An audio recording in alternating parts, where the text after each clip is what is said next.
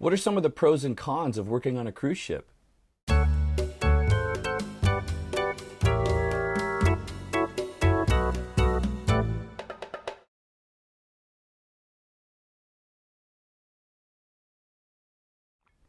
I never intended on making a cons video. When it came to working on ships, I feel like creating a video like that, it comes from a negative standpoint, and I don't think that negativity helps in like the learning process when it comes to trying to figure stuff out. Um, More importantly, though, I don't think that you can actually create what's good and what's bad when it comes to doing something, because everybody has a different viewpoint on what good and bad is, right?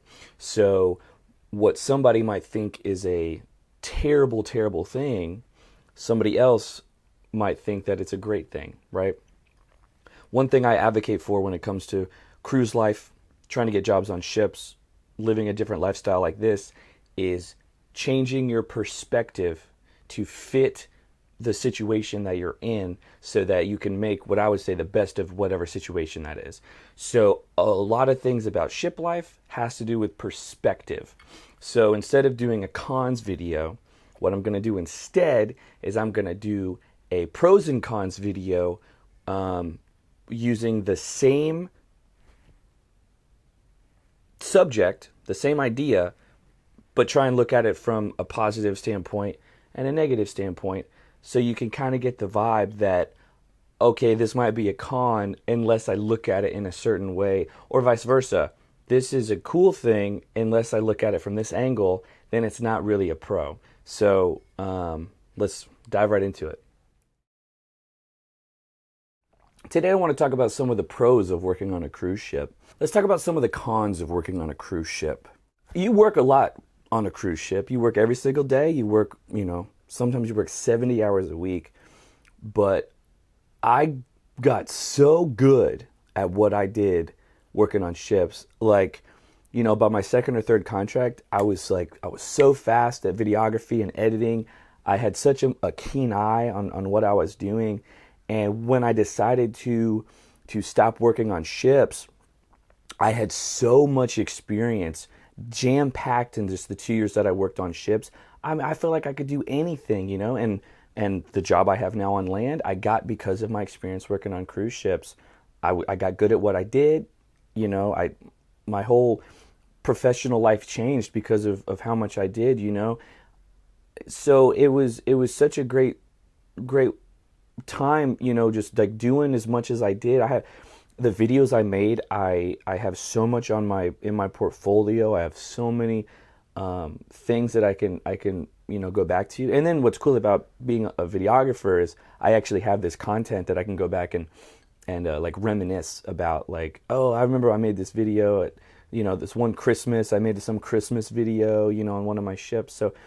So my resume just from working on ships went to like this, because I just had so many responsibilities and I had so much to do that, like, I could do anything. I learned so many pieces of software, I got great at my job, you know what I mean? And it was so fortunate that I had the opportunity to do all those things, especially as a broadcast tech. So on some ships, there's two positions. There's a broadcast tech and there's a videography position.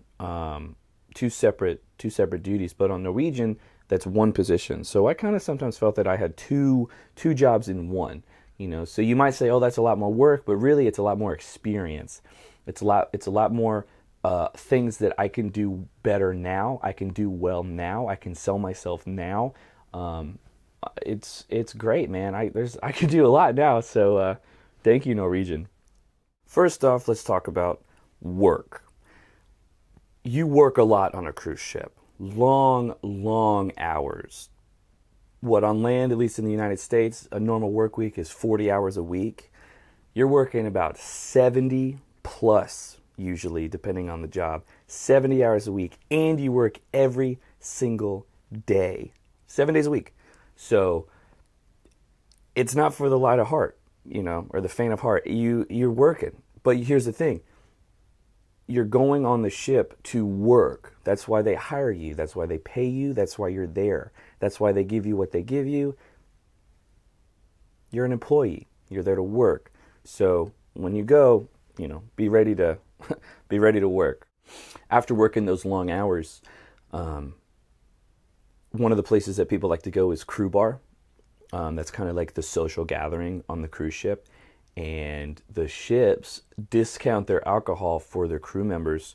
So the crew bar on my ships, so some companies like maybe Carnival, they actually have like full liquor service too, where you can get like a shot of, I don't know, bourbon for like $2 or $1 or something.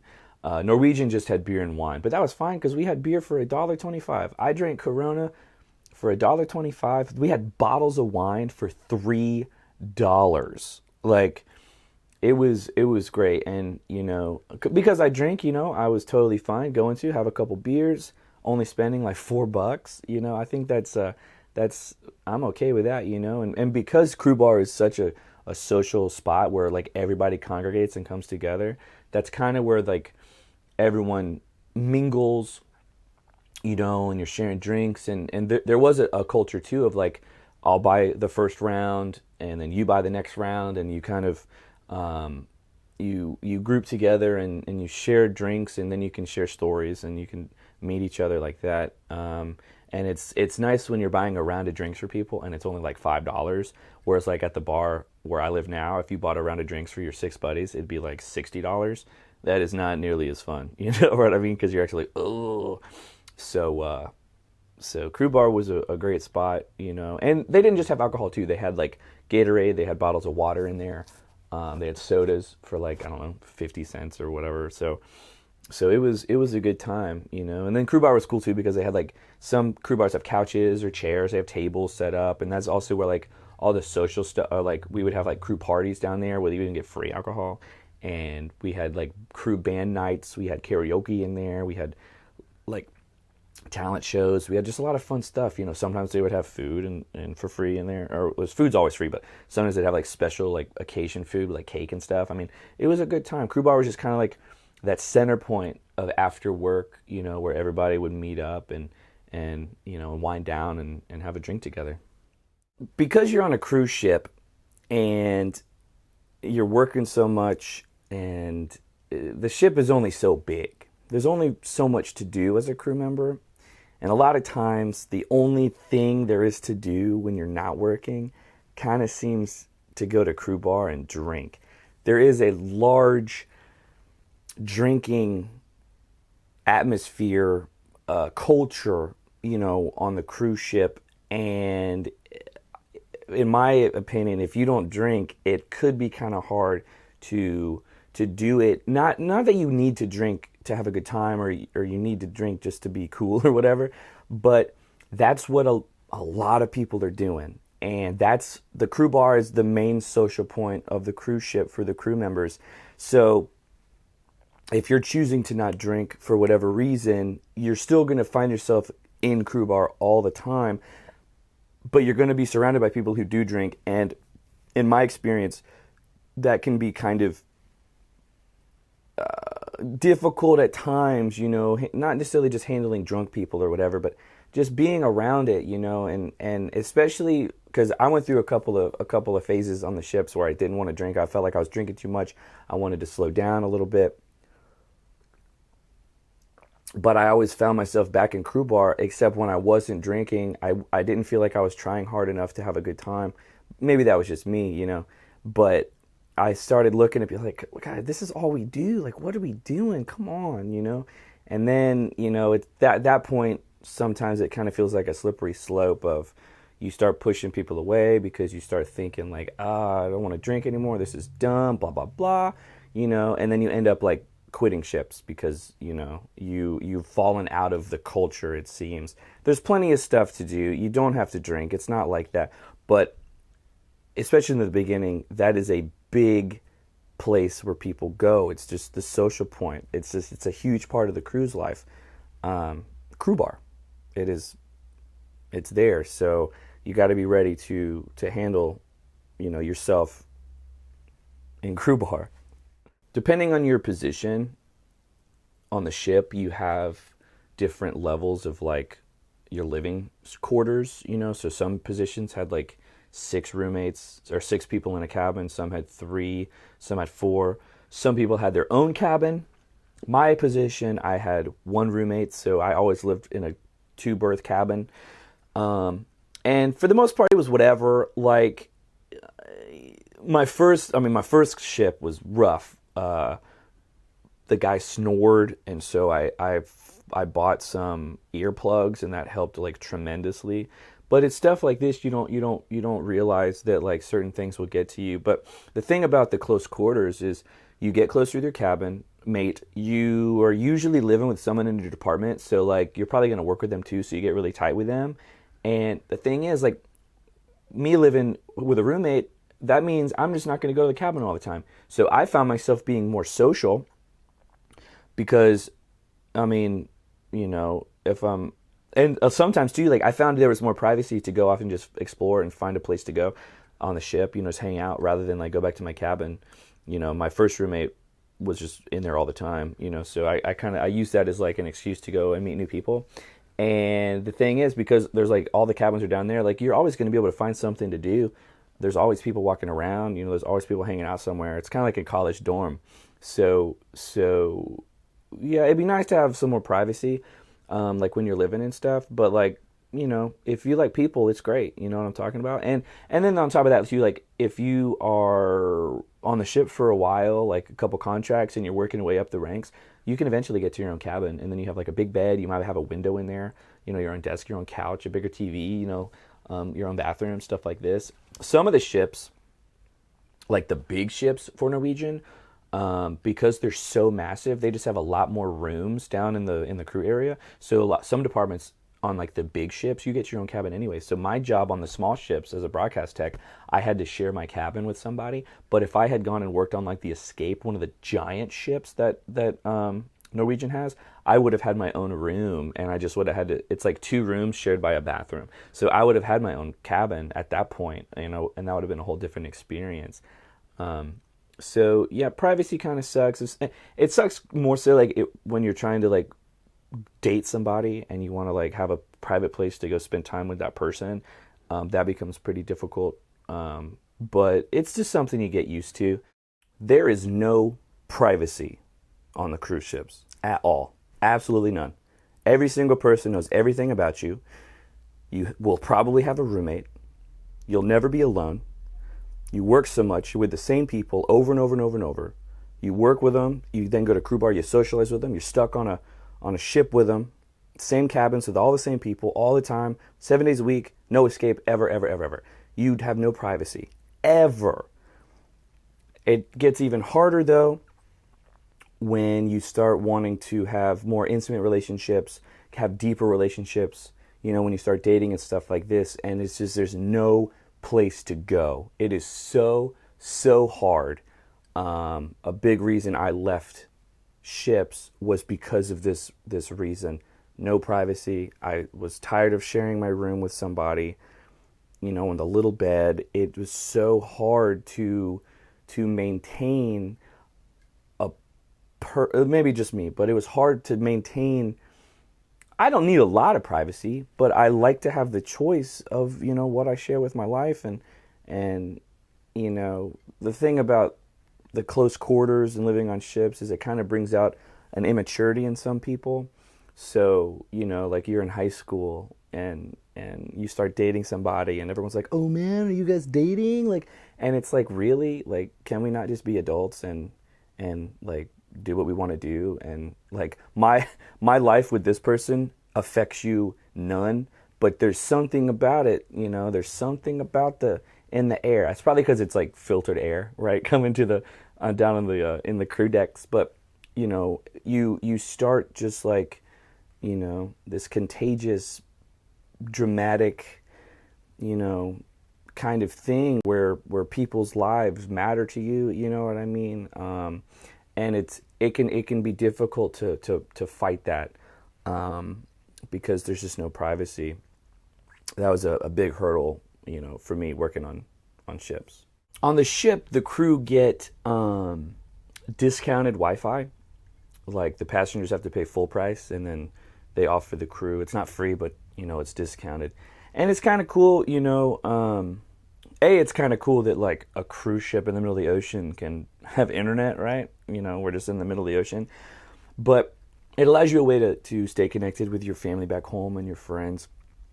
It's not the best. It's not that fast, and if you're on it all the time, it can be really expensive, if you're doing so much. But honestly, the way I saw it was not, like if you think about being back home and how often you're online, how much internet plays a huge part of your life, it almost controls you, right? So the fact that the internet is there but isn't like the best, it's actually kind of nice because it forces people to put their phones down.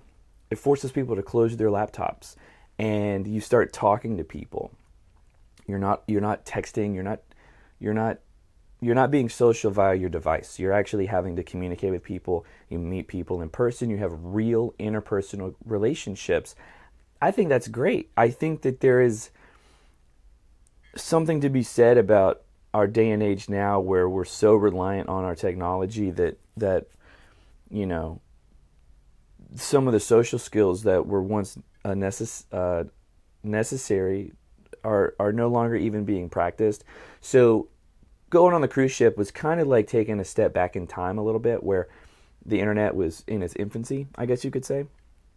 But for the most part, I left my devices in my room. I'd go to crew bar, I'd talk to people, and we'd have actual conversations. And you know what? No one even really cared. I mean, nobody cared while you're talking to people, right? You're in crew bar, you're used to it. It's fun. You're getting to know people just by talking to them. The only time you start caring is when you're like bored and alone, and or your family is trying to get in touch with you and you just can't. But for the most part, it was there if you needed it, but I never really needed it. It was fine. The internet on cruise ships is so terrible. It is slow. It is terrible. It is unreliable. And they charge you as a crew member. They don't charge you as much as like a passenger, but they make us pay for it. And it's not worth it. It's so terrible. How it is cool though that they have it, but I mean, like if you're gonna have it, like what's the, like if you can't stream a video, what's the point, And I wouldn't want to stream a video anyway because it would take so long and it'd be such crap quality and it would cost so much money to do it. The internet is so bad. There's certain apps on certain devices that you can kind of tweak your way around the Wi-Fi. I had a Samsung tablet, and the Google Hangouts app, I could text my family. If they also had the Hangouts app, I could text them without being logged on, charging me on the Wi-Fi, so I could communicate with my family for free that way. But when it came to it, the internet on the ship was so bad. So like you get off in the port and you're trying to keep in touch with your family, keep in touch with your friends back home. You're trying to upload some stuff on social media. You got to go and find Wi-Fi. And so it sucks because like on the ship, if you have some downtime, that would be prime time to use the Wi-Fi, do the social media stuff you want to do, so it doesn't hinder your time, your small time on land. But it's such a waste of money that so you get off the ship and everyone beelines to a Starbucks or a McDonald's or a place with free Wi-Fi so they can actually, get some stuff, to upload the things we want to do, like social media is a part of our lives now, and this is something that we do. So it's difficult on the ship to kind of to handle it, with such. And some people spend so much money like communicating back home with their families. I mean, they'll spend half their paycheck every month keeping in touch, and which I just don't think is worth it either. I mean, it's rough. On the cruise ships, basically everything is paid for. So you get free food, you get free room and board.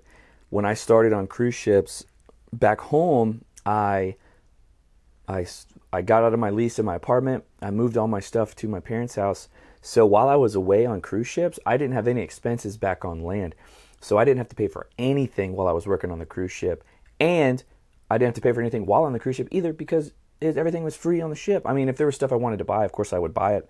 But for the most part, like food and your room and board is free. So you don't have that big expenses. So all the money you spend is just stuff you want, alcohol or, some other essentials like toothpaste and deodorant and stuff like this. But, those are small expenses. But I saved so much money on the cruise ship. Like my salary wasn't that high, but I didn't have any expenses. So I saved so much money, After my third contract, after saving money for 3 contracts, I bought a car back home, So like cruise ships are great, man. And I saved a lot of money, and I'm an American. So like the US currency translated only to US currency, so it was only so much.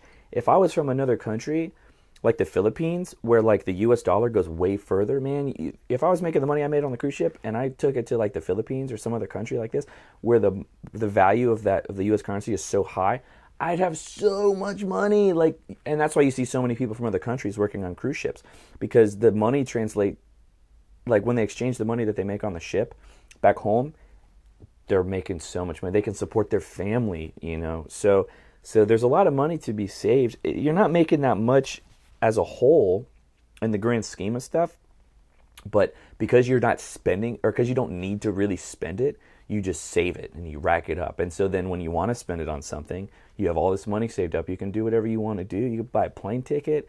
You can buy whatever you want to buy in the ports. It's a nice little perk to be able to save that much money. As an American, the money on cruise ships is really not that good. I was making the job I had before working on cruise ships. I was working in a restaurant part-time as a waiter, and I was making way more money a month than I did working on the cruise ship. That's also one of the reasons you don't see a lot of Americans working on ships, because financially, encompassing the entire spectrum, because you're paid in U.S. currency on the cruise ship, I just would make more money working on land, So like the monthly salary on the ships is really not that good, at least from how I see it from where I'm from. Depending on if you're from another country where your currency is valued less than the U.S. dollar, when you take your currency, or when you take your paycheck from the cruise ship and you exchange it into your home currency, yeah, you could be making more money than you would working as a waiter in your country. So that's why you see a lot less Americans on cruise ships working, and a lot more people from all these other countries, because the money they make on ships might even be less US dollars than my job on the ship. I was a broadcast tech making about $2,000 a month. Some other people might only make $1,000 a month US currency, but that $1,000 exchanged back home, wherever they're from, could be way more than anything they'd make back home. So it's relative to where you're from, and relative to where I'm from, working in the US, working on a cruise ship, getting paid in US currency, I'm not making that much money.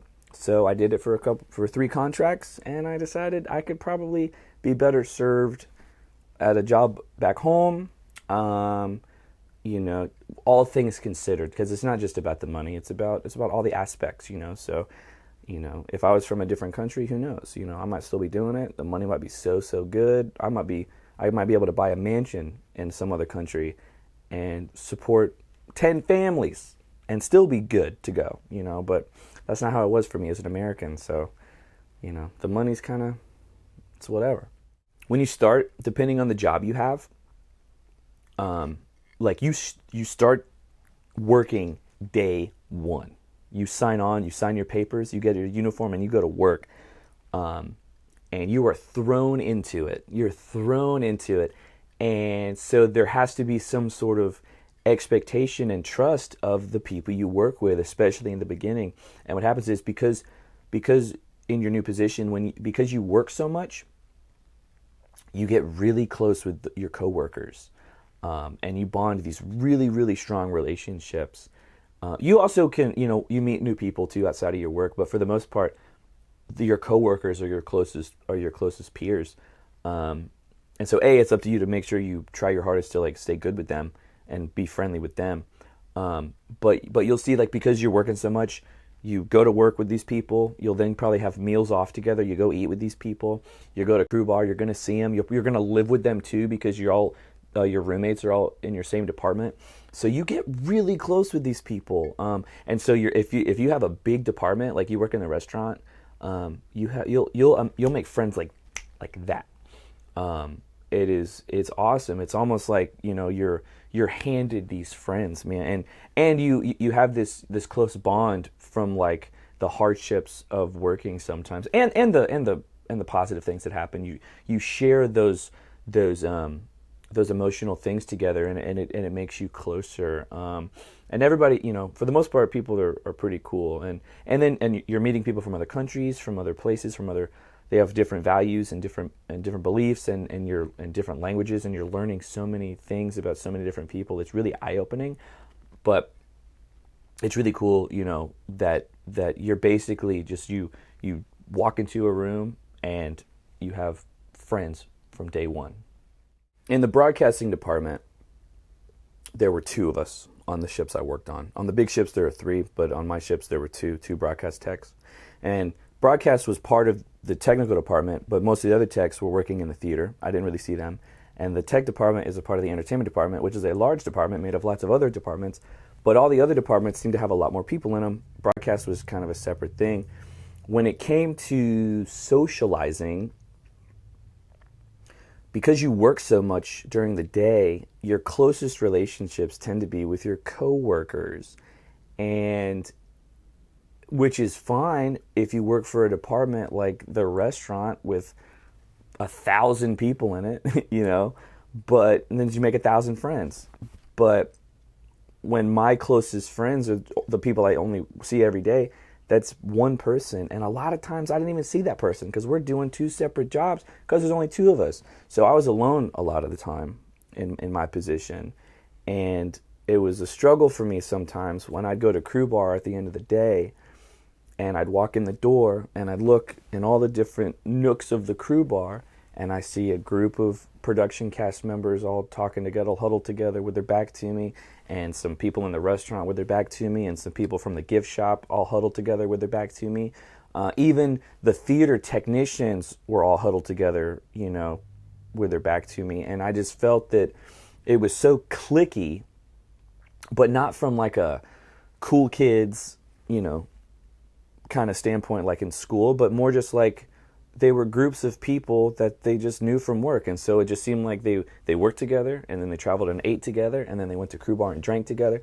And I was sitting here like, why does nobody want to meet anyone else outside of their job? There's so many people in here and everybody's cool, but everyone is too focused on their smaller group of friends that they already know, and then for someone like me, coming from a position with only one other person in it, I don't know, I think I might have been jealous, like if I had started as a youth counselor, I would have immediately been in a department where I worked with like 20 plus people from the start. So you're thrown into this job day one with 20 other people. So you have to get to know these 20 people. Because you work so much and you're usually living with these people, you get close really fast, right? So you have 20 like best friends that subconsciously you feel like you've earned.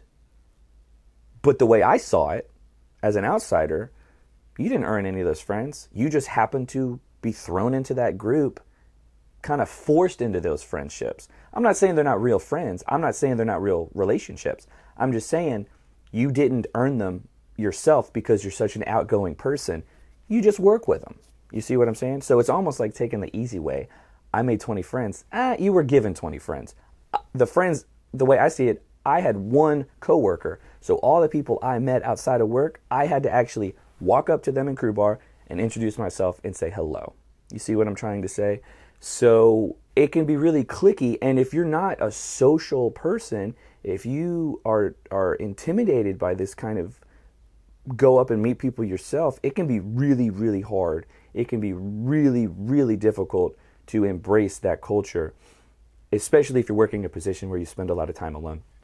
If you're in a large department with a lot of people, you'll be fine because the the kind of how it works is you spend a lot of time with the people you work with. Those are your closest relationships. So if you struggle making friends in life, I would suggest work a position that has lots of people in it, so you have a much higher opportunity of making a lot of friends.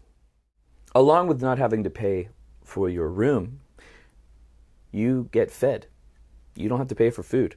They give you meals, you eat, and it's buffet style, so you can eat as much as you want.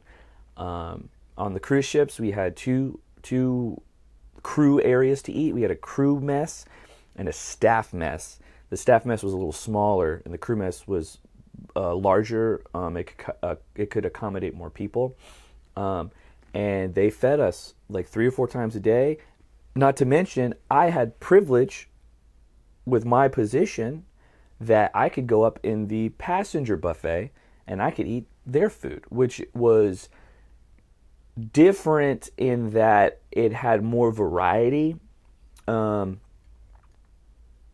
not going to say it was better. I mean, it was prepared differently, and it's prepared with a different goal in mind, you know. So, but the food for the crew was fine. I mean, and it was free, you know, and chicken or whatever. There's plenty of stuff. We always had like desserts, ice cream, you know, whatever. Coffee they always had for free down there. I drink coffee every day. You know, that's nice because I pay for it now. So, but like in the passenger areas, the food was really, really good. They had a lot of different kinds of, like every night sometimes there'd be a different theme for the food. So there'd be like a Spanish theme with certain kinds of food, or there'd be Italian kind of food, or whatever, you know. We'd have like a Thanksgiving theme sometimes where they have turkey and stuffing and all these different things. So like the food variety was very, very good. That's the thing about cruise ship food. Like people go on cruise ships, passengers go on cruise ships to like experience the traveling, experience the fun of the ship, and food is a huge part of the cruise ship. So you know it's got to be good. So the food for passengers is really good, and the food for crew is great too, man. Like they're feeding us every day. It's free. It's all good.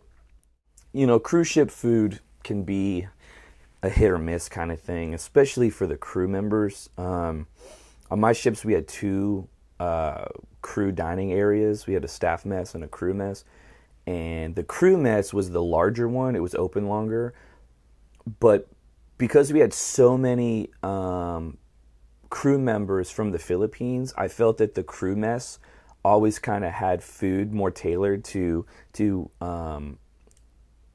food more common to be found in like the Philippines, or just not from the U.S. You know, I mean, I am from where I am.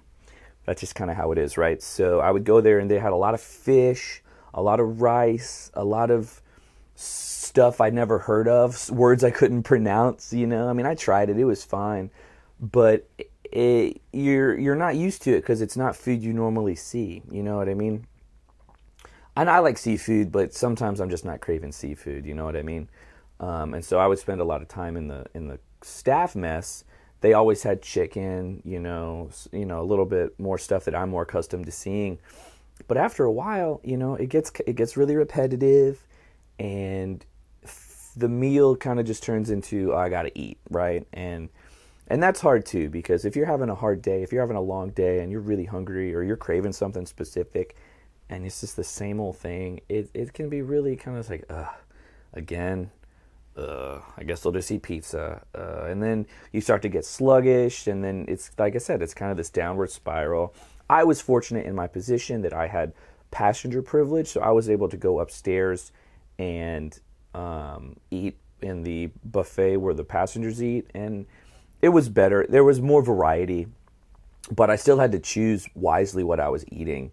A lot of stuff has butter, sugar, you know, fried food. It's, and you know, a lot, sometimes like the fruit, you know, because the ship loads in this food every week, so it has to be preserved, you know, and so it's like we rarely had bananas, because if you keep bananas in like a fridge, they turn brown, you know, so it's hard to maintain good looking like bananas, certain fruit, you know, and the apples after a while might get kind of pithy. So you start to notice things that don't seem to be as fresh as maybe what you're used to. just kind of depending on what it is. And it's sometimes it's easier just to like get pizza every day, because it's easy and you're gonna like it. So the food can be kind of hard.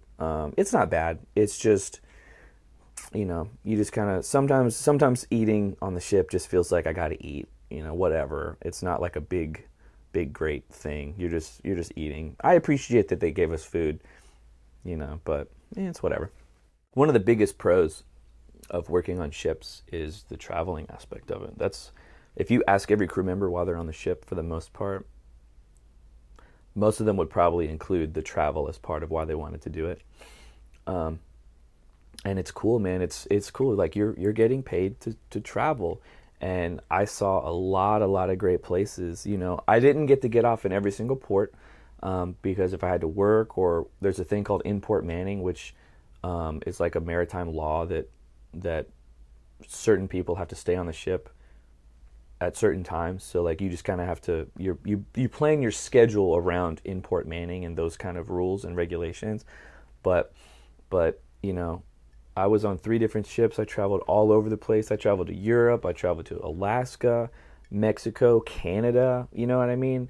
I never made it to the Mediterranean. I never got to Asia. I never got to Australia, and I never got to Hawaii. If I had worked on ships longer, my next ship would have probably been in Hawaii. That would have been kind of cool. But yeah, man, I saw a lot of great stuff, and what's cool too is like your ships will go, like you'll do the same run a couple times sometimes. So like if you miss the port this week, maybe you can get off next week. So you're still going to be able to see it. You're going to be able to explore. You're going to get to try some new food, or see the sights. It's cool. It's a privilege. That some people work a lot, but you will get time off, and you will get to see the stuff. So grab your camera, take some photos. Try something new. Don't be afraid to spend some money that you're making on something. Some people like to get off in ports and buy like a magnet or something. Every port they get off, and then they have all these different collected things that represent all the different places they travel to. I actually have a big map in my room above my bed that has pins in all the places that I've traveled, both on ships and just my personal traveling. But ships is a big part of all the places on the map that I've selected. So, and every day I see the map and I say, look at, there's so many places that I've seen and been. And when I look at, the map and see where a pin is, oh yeah, I remember going to that port. I remember going to that country. I remember, some of the stuff that I did. You know what I mean? So traveling is fun. If you're not into traveling, this is a good way to get into it, because it's almost like a little sampler of traveling. You don't stay in the ports forever, but you're there enough to kind of see it. And then sometimes what I would say is, travel on a ship to see the places you like, then write down your favorite places, and then travel there separately and stay for like a week and really immerse yourself. It's really fun. You work a lot, and I know that there are some companies that use word, like when they're trying to hire people, when they're trying to recruit people, they use words like travel the world, see the world, experience the world, while working, while getting paid for it, kind of thing. And you do travel because the ship is actually going places, but you work a lot, man. And as a crew member, you're not getting off at every port, and if you are getting off, you're not getting off as long as the passengers. And if you are getting off, you have curfew. You have to wait for passengers. You got to get back on soon. You probably have to work, so you can't do everything you want to do on the land because you got to come back before you're late for work. So it's this game you got to play. Some places, some jobs, you have to earn time off. I think in the spa, you have to you earn commissions, but you also have budgets you have to hit and goals you have to set, and you're scored based on hitting those numbers, and then you'll be given hours off or days off or whatever. So you have to earn getting off the ship sometimes. And sometimes, and then depending on the ship, if you're lucky enough to get on a ship that travels the world. Some ships go one port at a time, and they just for a year, and they never go to the same port twice. That's probably pretty sweet because you get to see a lot of stuff. Take a lot of pictures as a crew member when you get off. But some ships, one of my ships, we went from Boston to Bermuda and back every week, and they do that for 6 months. If you happen to be hired and your contract starts the first day of that itinerary, and you work for 6 months, there's a chance that the entire length of your contract, you've only been to Boston and Bermuda. That's not really seeing the world, right? Bermuda's pretty fun. I really enjoyed being there. I was fortunate enough that my contracts started halfway between itinerary changes. So like ships, a lot of times, like when it's winter or summer in the northern hemisphere, and then like switches to winter. When it's winter, they'll go to like Mexico, closer to the equator where it's warmer, and then when it gets in the summer, when it's too hot, they'll switch up and go north where it's nice, like in spring weather up in like Alaska and stuff. So I was fortunate enough that my contracts always started halfway through these itinerary changes. So I was actually, I worked on 3 ships, but I kind of felt like I worked six different, itineraries. I worked a lot more itineraries than that because it was switching all the time. But like I knew somebody in guest services who worked on the same ship two times in a row, and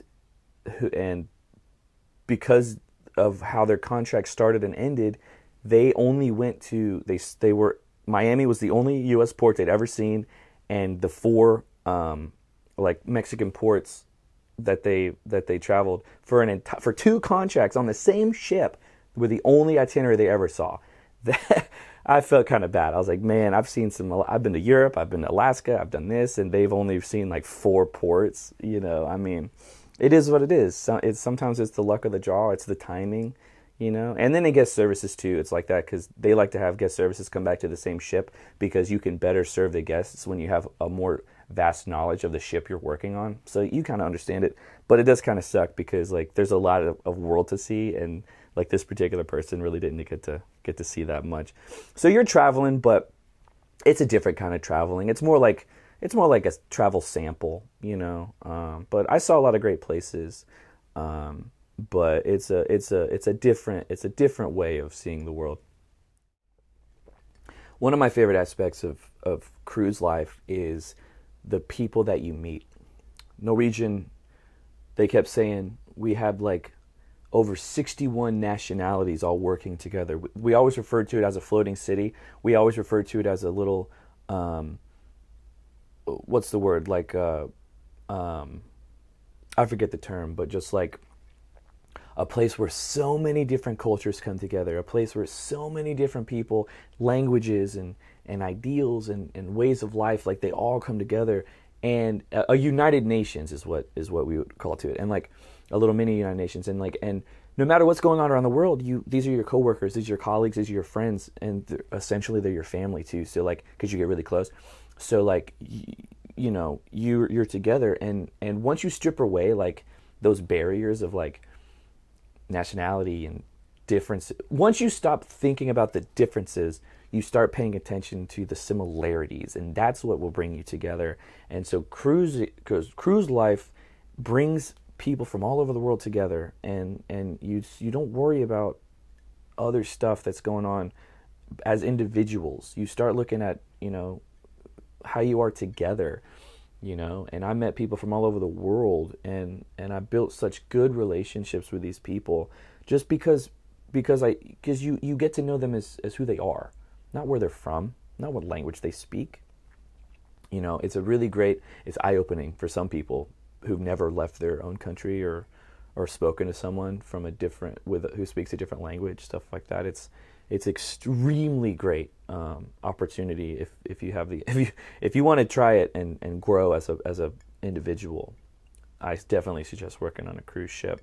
And then another thing, like when it comes to like dating, if you only live in your little place, you only are going to be meeting people that are like you, right? But you might work on a cruise ship and you might realize, I really am attracted to this person or people from this place. I'm attracted to how they look. I'm attracted to how they speak. I'm attracted to what they believe in.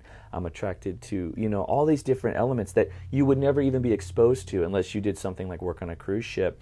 I never imagined I would date somebody from Holland or England, but once I finally was able to meet these people, it's great. It's absolutely great. Everyone's there to work and to make the best of it. And it is such a valuable opportunity to be a part of something like that. You meet people from all over the world, and which is a great experience because if you're not big on traveling and you never leave your country or your state or your city or whatever, or your village, you don't even have the opportunity to meet, the other 7 billion people on the planet, right? So working on a cruise ship, there's so many people from so many different countries, so many different languages and cultures and ideas and views. It's such a great eye-opening experience. However, the contracts end and everybody leaves at some point. And one of the hardest things that I dealt with was saying goodbye to people. You live on a ship, you're close quarters, you work every day, you're going through the same problems and bad things and great things and changes, and you're getting to know these people, and you get so close with everybody, and then they leave, or you leave, or you fall in love with somebody, and then they sign off 2 weeks later, and you have to say, well, are we going to date long distance, or like, am I going to move to, China where you're from, or are you going to move to Canada where I'm from, or are we going to, like, you live in Chile and I live in the US, are we going to fly to see each other? You know what I mean? Like, are we going to try and are you going to keep working on ships? Are we going to be on the same ship again? Like, is this worth it? Like, it's a struggle. You get so close with people, emotions get strong, and you say goodbye to people every single week. Every cruise, you're saying goodbye to somebody. You're also getting new people, and you're meeting new people every week too. But it is an emotional roller coaster, constantly saying goodbye to people, being so close, trying to stay in touch, and what I kind of thought, the longer I'd work on ships, the easier it would be to just say, oh, nice to meet you, see you, maybe I'll see you next cruise. But the truth was, for me, the longer I was a crew member, I would get even closer with people. I would make even more solid friends. I'd finally have people that I really connected with, and then, oh, they left. I might never see them again. That sucks. So it's hard, man. There's a lot of stuff going on ships. It can be very difficult. It's great to meet new people. It is hard to say goodbye. It's hard to let go. So you got to have a strong heart to to handle these things. So as you can see, no matter what the situation is, no matter what the subject is, no matter what your friend said to you about something, no matter what somebody complained to you about something else, it's all about perspective. So when it comes to doing your research, finding out if working on a cruise ship is something that you should do or something you think you want to try out, have an open mind. Don't go into it with these preconceived notions. Do it. Get on the ship. Be very open, willing to learn something new, and have the best time you can. It's mostly up to you in how the experience goes. So go find a job on a cruise ship and let's make the best of it.